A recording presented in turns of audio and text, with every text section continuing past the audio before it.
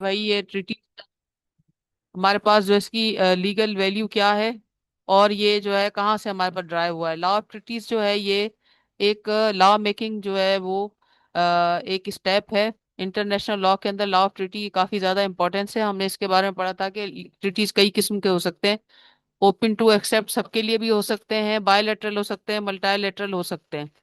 और इसके लिए जो है Vienna convention on law of treaties जो वी सी एल जो है इसके साथ जो है इसका हुआ था मंजूर, उसकी जो है उसको हम पढ़ रहे थे शुरू से।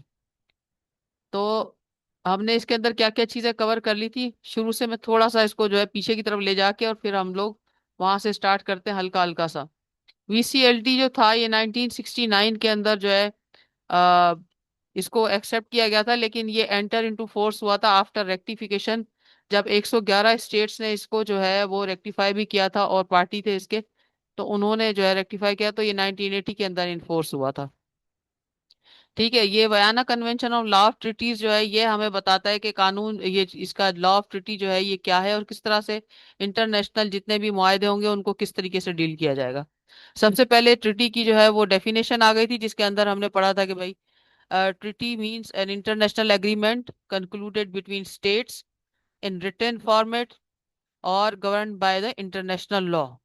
ठीक है, और ये may be embodied on a single instrument, it could be uh, embodied on the several instruments। इसके अंदर इंस्ट्रूमेंट्स एक भी हो सकता है, एक भी उसका जो है डॉक्यूमेंट हो सकता है, और एक कई डॉक्यूमेंट्स के ऊपर भी ये मुश्तमिल हो सकता है। लेकिन हर सूरत के अंदर जो इसके अंदर जो गवर्न करने का जो सबसे पहला जो रूल था वो हमने इसके अंदर डिस्कस किया था कि जो गुड फेथ के अंदर तमाम पार्टीज जो भी ट्रिटी का हिस्सा होंगी उनके ऊपर ये बाइंडिंग फोर्स रखता होगा। जो भी कवानीन बनेंगे इसके तहत, जैसे दो मुल्क मिलकर कोई किसी किस्म के किसी बात के ऊपर एग्रीमेंट होती है उनकी और वो बना लेते हैं आपस में, एक ट्रिटी साइन हो जाता है, तो तमाम जितने भी ममालिक उसकी पार्टी होंगे उन उन सब के ऊपर ये बाइंडिंग फोर्स रखेगा।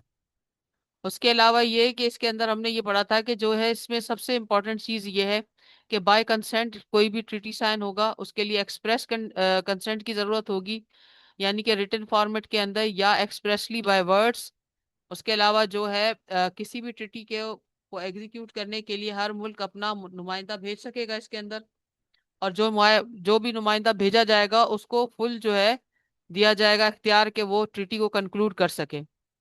और उसके अंदर हमने ये भी डिस्कस कर लिया था कि head of the state, head of the diplomatic mission और representative accredited by the state on an international conference or to an international organization or on its organ for the purpose of negotiations। तो ये लोग जो कि बाकायदा nominated होंगे किसी भी स्टेट की तरफ से, तो इनके पास जो है पावर ऑफ अटॉर्नी या इनके पास इख्तियारात के लिए कोई लेटर या कोई डॉक्यूमेंट ना भी हो, तब भी ये समझा जाएगा कि इनके पास इख्तियार है कि ये स्टेट के बिहाफ पर जो है किसी भी किस्म के ट्रिटी को जो है ये साइन कर सकते हैं।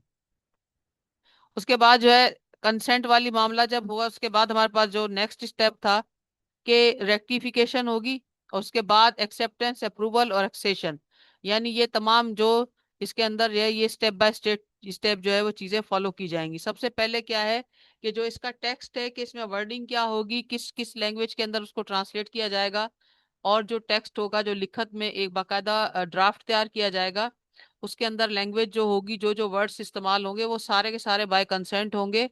और दोनों स्टेट्स अगर अपनी अपनी शराइत को लिखेंगे और एक अपनी तरफ से कोई भी ड्राफ्ट तैयार करेंगे, तो by way of exchange of instrument दोनों स्टेट एक दूसरे के साथ जो है, दोनों कॉन्ट्रैक्टिंग पार्टीज अपनी अपनी शराइत या अपनी अपनी तरफ से जो भी बातें उनको कहनी है वो उसको एक्सचेंज करेंगे। और इस तरीके से दोनों स्टेट्स या तीनों स्टेट या जितने भी स्टेट पार्टी होंगे उस इंस्ट्रूमेंट के अंदर उन सबके पास एक ड्राफ्ट में उनके पास रिटर्न फॉर्मेट में आ जाएगा। उस रिटर्न फॉर्मेट में ड्राफ्ट जो होगा उसको लेकर के वो अपने स्टेट में जाएंगे और वहां पर उसको अपने मुल्क के अंदर अपने पार्लियामेंट में डिस्कस करेंगे, अपनी गवर्नमेंट के साथ डिस्कस करेंगे। उसके अलावा उसके ऊपर जो भी उनको फर्दर स्टेप्स लेने होंगे वो उसको कर लेंगे, और जो उसका ड्राफ्ट है उसको और फाइनल किया जाएगा। सबसे पहले इंस्ट्रूमेंट के अंदर जो लफ्ज लिखे हुए हैं, जो भी उसके अंदर लैंग्वेज यूज हुई है, जो जो अल्फाज इस्तेमाल हुए हैं, जो जो सेंटेंसेस यूज हुए हैं, उन सबको पहले फाइनलाइज किया जाएगा, यानी ड्राफ्ट को फाइनलाइज किया जाएगा। उसके बाद जब ड्राफ्ट फाइनल होगा बाय कंसेंट, तो फिर उसके बाद हमारे पास आर्टिकल 9 कहता है कि उस टेक्स्ट को अडॉप्ट कर लिया जाएगा, यानी दोनों स्टेट अगर उस पर एग्री हो जाती हैं तो फिर उनको उसको अडॉप्ट करिए। The adoption of the text of treaty takes place by the consent of all the state participating in drawing up except as the providing in paragraph 2। अब सब पैराग्राफ 2 हमारा ये कहता है कि the adoption of the text of a treaty and international conference takes place by the vote of two-thirds of the states presenting present and voting, unless by the same majority they they shall decide to apply a different rule। अगर कोई ऐसा treaty होने जा रहा है जिस जो open conference के जरिए जरिए मुख्तलिफ स्टेट्स को इनवाइट करके बुलाया गया है, जैसा जिसको हम कन्वेंशंस वगैरह भी कहते हैं, जो हमारे पास कन्वेंशंस मौजूद है सारे, वो इसी तरीके से जो है उनके अंदर प्रोसीजर अडॉप्ट किया गया है कि जब एक इंस्ट्रूमेंट को ड्राफ्ट कर लिया जाएगा, उसका जो है उसके जो अडॉप्ट टेक्स्ट को कर लिया जाएगा, तो फिर उसके ऊपर वोटिंग होगी। अगर इंटरनेशनल कोई कॉन्फ्रेंस रखी गई है जिसमें बहुत सारी स्टेट्स को जो है वो बुलाया गया है और वो सारी स्टेट्स उसके अंदर वोटिंग का हक रखेंगी, फिर जो है मेजोरिटी अगर होगी तो वो टेक्स्ट जो है अडॉप्ट कर लिया जाएगा उस कन्वेंशन के अंदर, या उस जिसको हम कह सकते हैं कि उस ट्रीटी के अंदर। क्योंकि हमारे पास ट्रीटीज जो है काफी सारे ऐसे मौजूद हैं जिसमें बहुत सारी स्टेट्स उसमें पार्टी हैं। पार्टी इस तरीके से है क्योंकि वो उस कॉन्फ्रेंस या उस कन्वेंशन के अंदर वो मौजूद थी, उन्होंने उस पर वोट कास्ट किया, उसको फिर अपने मुल्क में आकर के उसको रेक्टिफाई भी किया। अच्छा, आर्टिकल 10 हमारा कहता है कि ऑथेंटिकेशन ऑफ टेक्स्ट का मामला आ जाता है। The text of a treaty established as authentic and definitive. जब एक ट्रीटी को ड्रॉ कर लिया जाएगा तो फिर उसको अथेंटिक और डेफिनेटिव उसको जो है किस तरह से उसको हम कंसीडर करेंगे, उसका क्या प्रोसीजर होगा। by such procedure as may be provided for the text or agreement agreed upon by the states participating in the drawing up, or b failing such procedure by the signature or signature ad referendum और इनिशियलिंग। Initial होता है कि आपके पास एक document है, उसके ऊपर आपने साइन किए हैं, उसको इनिशियल किया है आपने कि जनाब हम एग्री कर रहे हैं इस टेक्स्ट के साथ। या रेफरेंडम होगा। रेफरेंडम आपको पता है किस तरह होता है कि उसके अंदर आपके पास यस या नो का ऑप्शन होता है कि आप इस बात से एग्री हैं या नहीं है। रेफरेंडम के अंदर दो ही ऑप्शन दिए जाते हैं ज्यादातर। तो या फिर वोटिंग होगी, इस ये तरीका कार अडॉप्ट किया जाएगा जिसके जरिए ये पता चलेगा कि जो टेक्स्ट उसके अंदर मौजूद है या जो चीजें लिखी हुई हैं उससे कौन एग्री कर रहा है कौन नहीं कर रहा। अगर ये इंटरनेशनल लेवल पर एक बड़ा कोई कन्वेंशन है तो फिर इसमें जो स्टेट्स होंगी जिनको अगर किसी चीज के ऊपर कोई जो है रिजर्वेशन होगी तो वो उसके ऊपर अपनी रिजर्वेशन भेज सकते हैं। उसका भी फिर एक जो है वो लीगल उसका इफेक्ट होगा। अगर आपने इनिशियली उसके ऊपर किसी किस्म की रिजर्वेशन नहीं दी होगी टेक्स्ट पे, तो फिर बाद में आप उसके ऊपर कोई स्टांस नहीं ले सकते ना। Article 18 objection not to defeat the object and purpose of a treaty prior to and its entry into force.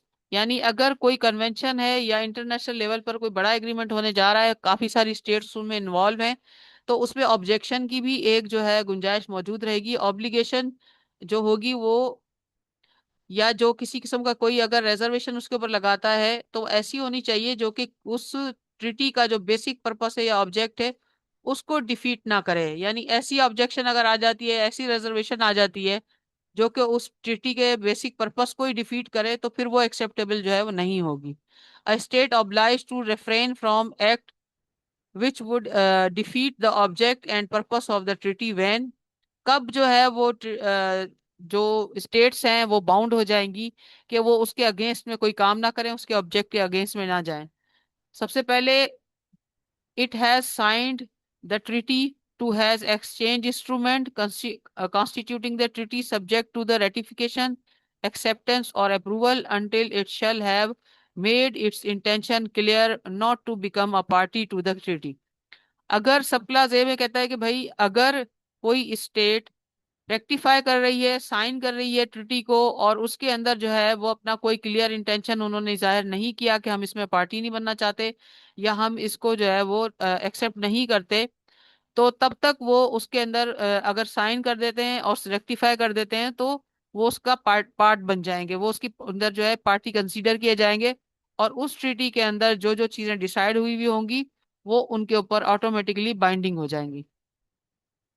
सब क्लास बी में कहता है it has expressed its consents to be bound by the treaty pending the entry into force of the treaty and provided that such entry into force is not unduly delayed.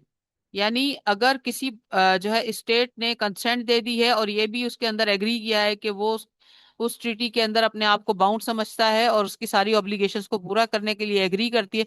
ये देखें, treaty bilateral भी हो सकती है। अगर दो ममालिक के दरमियान ट्रीटी होता है, उसमें दोनों ममालिक एग्री करते हैं बाय कंसेंट, ड्राफ्ट तैयार होता है, अडॉप्ट होता है, तो फिर जब वो कम इनटू फोर्स होगा तो उसकी जो है मुखालफत में वो या उसके अगेंस्ट में वर्क नहीं कर सकते। या अगर इंटरनेशनल लेवल पर कोई कन्वेंशन है, उसको अडॉप्ट कर लिया गया है, उसके अंदर रेक्टिफिकेशन भी हो गई है, प्रोसीजर पूरा अडॉप्ट कर लिया गया है, तो उसके भी अगेंस्ट के अंदर नहीं जाया जा सकता जब तक कि अगर आप उसके ऊपर ये ना क्लियर अपनी इंटेंशन शो कर दें कि हम इसमें पार्टी नहीं है या हमें इसके ऊपर कोई एतराज है। आर्टिकल 19 प्रोवाइड करता है रिजर्वेशन के लिए कि आप अपना एक फार्मूलेशन आप फार्मूलेट करें कि आपको किस किस शिक के ऊपर कौन कौन सी कंडीशंस के ऊपर कोई रिजर्वेशन है, और वो आपने जो है जमा करवानी है।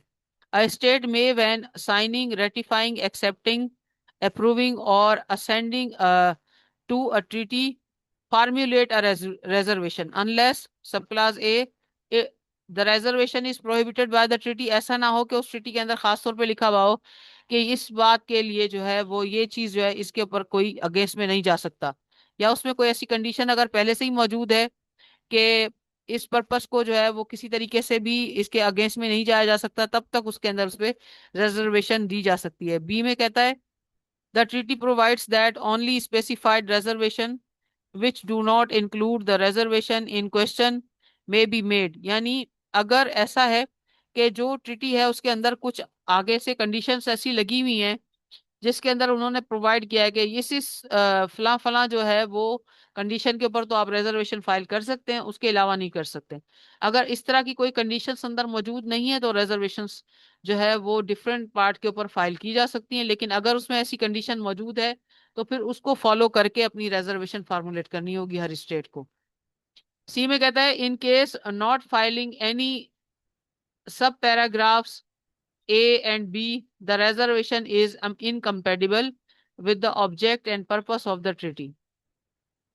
अब मसला ये है कि इसके अंदर अगर कोई ऐसी रिजर्वेशन आ जाती है कि जिसके अंदर जिस चीज पे जिस कंडीशन के ऊपर रिजर्वेशन लगाई जा रही है उसके अंदर सब क्लासेस भी सब पैराग्राफ भी मौजूद हैं, अगर उसके अंदर सब पैराग्राफ के ऊपर रिजर्वेशन नहीं लगाई, किसी एक चीज पर लगाई और बाकी चीजों को लेफ्ट आउट कर दिया, और वो इनकम्पेटेबल हो जाएगी। जाहिर सी बात है, ऑब्वियसली अगर कोई भी कंडीशन रखी जाती है तो वो मुकम्मल तौर पे या तो उसको डिनाई करना है, एक्सेप्ट करना है, मुकम्मल एक्सेप्टेंस होगी या मुकम्मल डिनायल होगी, या रिजर्वेशन होगी तो पूरी की पूरी कंडीशन के ऊपर होगी।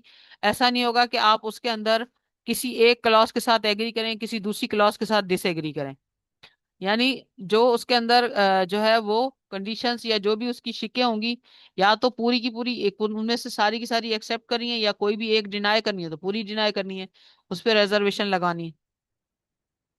आर्टिकल 20 कहता है कि acceptance of an objection to reservation. Sub class A में है कि reservation expressly authorized by the treaty does not require any subsequent acceptance. अगर ऑलरेडी ट्रीटी के अंदर ये बात लिखी हुई है कि फला फला चीजों के ऊपर अगर कोई रिजर्वेशन अपनी देता है, या पूरी इवन पूरी ट्रीटी के बारे में अगर ऐसी बात लिखी हुई है कि ये जो है ऑब्जर्वेशन इसके ऊपर अगर कोई आएगी, रिजर्वेशन आएगी, कोई ऑब्जेक्शन आएगा तो उसको एक्सेप्ट कर लिया जाएगा। अगर खुद वो प्रोवाइडेड है उसके अंदर तो फिर फर्दर उसमें किसी किस्म की एक्सेप्टेंस रिक्वायर्ड नहीं होगी। अगर बजाते खुद वो ट्रीटी के अंदर ही ये बात लिखी गई है कि इस तरह की कोई भी ऑब्जर्वेशन आएगी तो उसे एक्सेप्ट कर लिया जाएगा। अच्छा, उसके अंदर सब क्लास 2 कहती है कि जब when it appears from the limited number of the negotiating states and the object and the purpose of the treaty that the application of treaty in its entirely between all parties is an essential condition of the consent of each one of the bound to be bound by the treaty, a reservation requires acceptance by all the parties। अब अगर ऐसा है कि ऐसा treaty sign होने जा रहा है जिसके अंदर दो या तीन स्टेट्स जो हैं वो सिर्फ पार्टी हैं, बाकी लोग नहीं हैं, और उन तमाम लोगों का एग्री होना बहुत जरूरी है। अगर वो एग्री नहीं करेंगे तो उसको जो है प्रोमलगेट नहीं किया जा सकेगा या उसको एनफोर्स नहीं किया जा सकेगा। और वो ट्रीटी उन तमाम पार्टीज के साथ उसका ताल्लुक है, तो ऐसी सूरत हाल में जब तक वो उस रिजर्वेशन को पर्टिकुलरली एक्सेप्टेंस नहीं मिलेगी, तब तक उसको जो है लीगल तौर पर उसको कंसीडर नहीं किया जाएगा। When a treaty is constituted instrument of an international organization, and unless it otherwise provides a reservation, require the acceptance of the competent organ of the organization। अब बात यह है कि अगर जो कन्वेंशन या जो ट्रिटी होने जा रहा है उसका ताल्लुक किसी इंटरनेशनल ऑर्गेनाइजेशन के साथ है, उसके ऊपर कोई किसी किस्म की जो है वो कंडीशंस लगाई जा रही हैं, तो सबसे पहली शर्त ये होगी कि जिस इंटरनेशनल ऑर्गेनाइजेशन के ऊपर वो पाबंदी लगाई जा रही है या उसके बारे में वो ट्रीटी किया जा रहा है, सबसे पहले उस ऑर्गेनाइजेशन का उस एग्रीमेंट को या उस ट्रीटी को एक्सेप्ट करना जरूरी है। ऐसा नहीं है कि जिस ट्रीटी के जिस ऑर्गन के बारे में जो है वो यूएनओ का कोई ऑर्गन है या इंटरनेशनल ऑर्गेनाइजेशन है जिसके बारे में कोई शराइत तय की जा रही है, खुद उस ऑर्गेनाइजेशन से कंसेंट ना ली जाए और आगे बढ़ जाए, तब क्या होगा कि तब ये एक्सेप्टेबल नहीं होगा, और वो ऑर्गेनाइजेशन आगे चल के इनकार कर दे तो उसको एनफोर्स नहीं कराया जा सकेगा। Unless the treaty otherwise provide, a reservation is considered to have been accepted by the state if it shall have raised no objection to the reservation by the end of a period of 12 months after it was notified of the reservation, or by the date on which it expressed its consent to be bound by the treaty, whichever is later। अब इसमें क्या है कि अगर reservation accept कर ली जाती है और उसके ऊपर नो ऑब्जेक्शन हो जाता है, तो that will become a part of that treaty, उसको उस ट्रीटी का पार्ट समझा जाएगा। और जो रिजर्वेशन लगाने वाली स्टेट, अगर तो वो दो ममालिक के दरमियान होगा तो उसको जाहिर सी बात है पार्ट ऑफ ट्रीटी बना के और उसके अंदर करेक्शन भी की जा सकती है। लेकिन अगर एक से ज्यादा स्टेट्स के दरमियान वो एग्रीमेंट हो रहा है और उनमें से किसी एक स्टेट को रिजर्वेशन है और वो एक्सेप्टेंस हो गई है उसकी और उस पर नो ऑब्जेक्शन आ जाएगा, तो उसको एक्सेप्ट करके पार्ट बना लिया जाएगा रिकॉर्ड का। अब इसके अंदर जो है अगर वो कोई भी रिजर्वेशन कोई स्टेट लगाती है और वो एक्सेप्ट हो जाती है, तो फिर उसका लीगल जो है एनफोर्स उसका लीगल फोर्स उसकी क्या होगी। If a state makes a reservation and another state accept it, the treaty enters into force between them. The provision to which reservation relates is modified. It applies only to the extent accepted. The reserving state is not bound by the excluded or modified part. Effect: the treaty remains valid between the two states, but with the adjustment। अगर कोई reservation किसी state की तरफ से आई है और वो accept हो गई है, उसका लीगल फोर्स ये होगा कि इन फ्यूचर जिस स्टेट की तरफ से वो रिजर्वेशन आई है और जिस कंडीशन की तरफ आई है, वो कंडीशन उसके ऊपर उस स्टेट के ऊपर अप्लाई नहीं होगी जिसकी तरफ से रिजर्वेशन आई थी और एक्सेप्ट हो गई। और अगर कोई दो स्टेट के दरमियान हो रहा था एग्रीमेंट और जो रिजर्वेशन थी वो एक्सेप्ट हो गई है, तो वो जो एग्रीमेंट है या जो ट्रीटी है वो एनफोर्स तो होगा, लेकिन विद द एडजस्टमेंट होगा। कौन सी एडजस्टमेंट? जो कि उस जो है रिजर्वेशन के जरिए क्लेम की गई थी कि हमें ये इस चीज के ऊपर रिजर्वेशन है हमारी, और जो है कंडीशन को खत्म कर लिया जाए। अगर रिजर्वेशन फाइल हुई और वो एक्सेप्ट नहीं हुई, इस पे कोई ऑब्जेक्शन आ गया, तो क्या सिचुएशन होगी? There are two possibilities. Sub class A, objection without opposing entry into force. या तो उसके ऊपर कोई ऑब्जेक्शन नहीं आया और वो एक्सेप्ट हो गई, तो फिर क्या होगा? The treaty will enters into force between two states. The reserved provisions does not apply between them to the extent of the reservation. और दूसरी कंडीशन क्या हो सकती है कि ऑब्जेक्शन आ जाता है अपोजिट पार्टी की तरफ से, फिर क्या होगा? If the objecting state clearly express that it does not wish the treaty to be enter into force between them. अगर ऐसा कोई वो कहते हैं कि अगर आप ये बात नहीं मानते तो हम आपके साथ जो है किसी किस्म का ट्रीटी करने को तैयार नहीं है, ऐसी सूरत हाल में क्या होगा? The treaty will not operate between those two states. जो स्टेट्स एक दूसरे के ऊपर ऑब्जेक्शन लगा देंगी और जो है वो कहेंगे कि जनाब ये जो आप ट्रीटी करने जा रहे हैं इसमें ये अगर चीज रिमूव नहीं होती, और उसके ऊपर आगे वाली दूसरी पार्टी भी राजी नहीं है, एक जो रिजर्वेशन लगाने वाली स्टेट वो तो पहले ही राजी नहीं है, और अदर स्टेट कहती है नहीं, अगर आप ये रिजर्वेशन लगाते हैं तो हम इसको एक्सेप्ट नहीं करेंगे। तो ऐसी सूरत हाल में वो स्टेट्स के दरमियान जो है एग्रीमेंट नहीं होगा,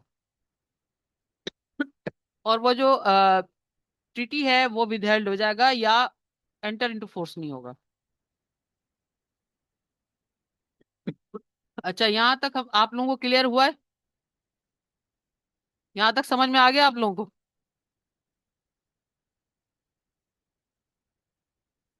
जी जी मैडम, आ गया। हाँ, यहाँ तक क्लियर हो गया। तो अभी आज के लिए जो है फिलहाल हमने ये रिजर्वेशन वाला किया है इस डिस्कस। तो इसी के ऊपर हम लोग जो है स्टॉप कर लेते हैं, बाकी इसके अंदर जो फर्दर आगे है